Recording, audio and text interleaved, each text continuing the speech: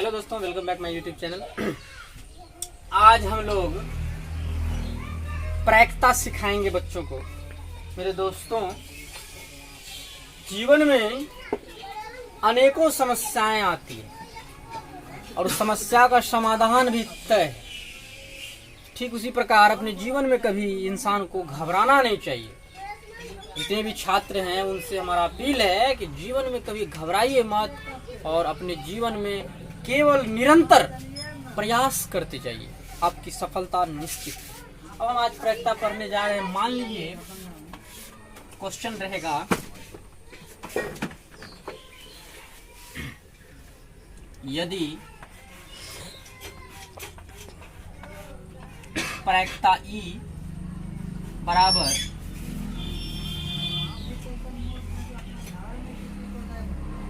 0.05 दे दिया, 0.05 दे दिया हो और पूछे तो P E नहीं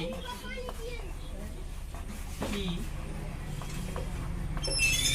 प्रायिकता, जब ऐसी बातें कहे तो हम इसको क्या करेंगे, आज हम लोग उसको देखते हैं।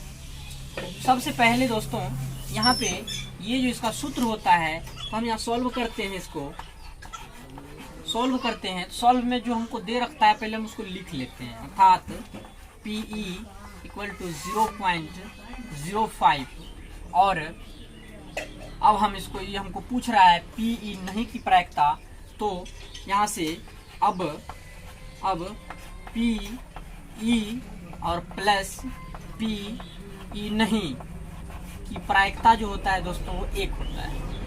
अब हम लोग यहाँ से ये सूत्र है और इस पे हम लोग बैठाते हैं।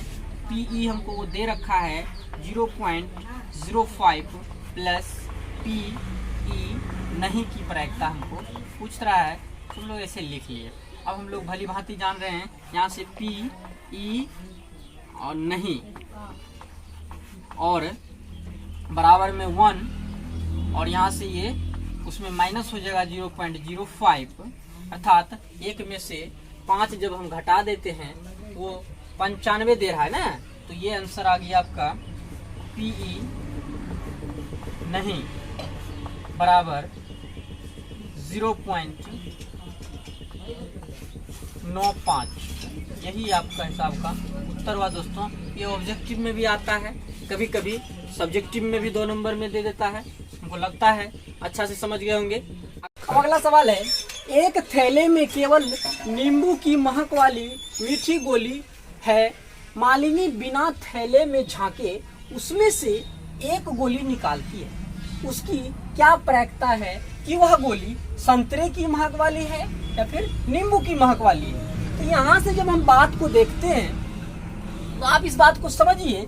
यहाँ तर्क की विषय क्या है कि वो कह दिया है कि गोली का बात किया है और महक के बारे में 2 बात बताई है। वो महक संतरे वाली हो सकती है या नींबू वाली हो सकती है। हम आप लोगों को पहले भी बता चुके थे कि जब भी आप सवाल को, क्वेश्चन को बनाते हैं तो पहले उस सवाल को पढ़िए गंभीरता पूर्वक।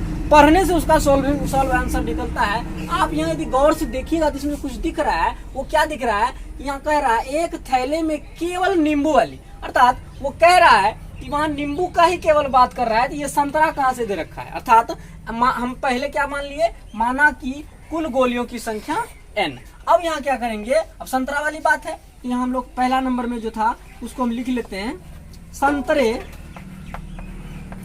संतरे वाली गोलियों की संख्या, संतरे वाली गोलियों की संख्या 0, क्योंकि तो वो तो बोला ही नहीं है उसमें कि संतरे वाली गोली है, केवल एकदम केवल लगा चुका है कि वो नींबू का ही है। तो संतरा का तो बातें यहाँ से खत्म है। अब हम जब संतरा वाली गोलियों का प्रायिकता निकालते हैं तो इसका क्या हो जाएगा, अनुकूल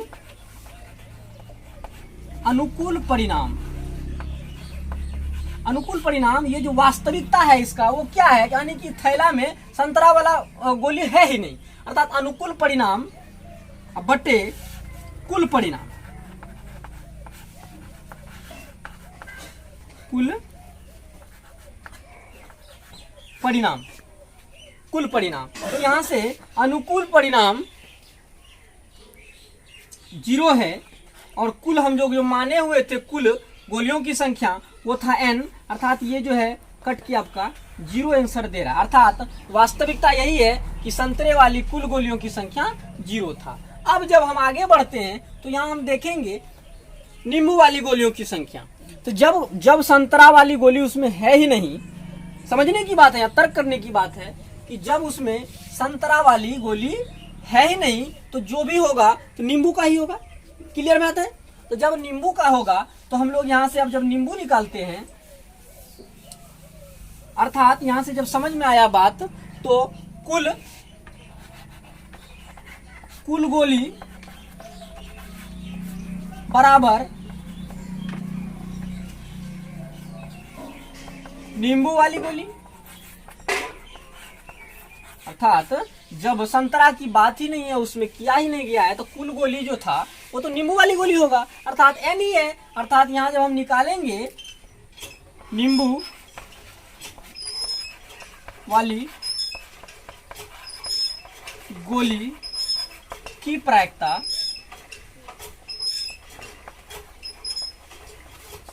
तो क्या होगा, यहाँ पे अनुकूल परिणाम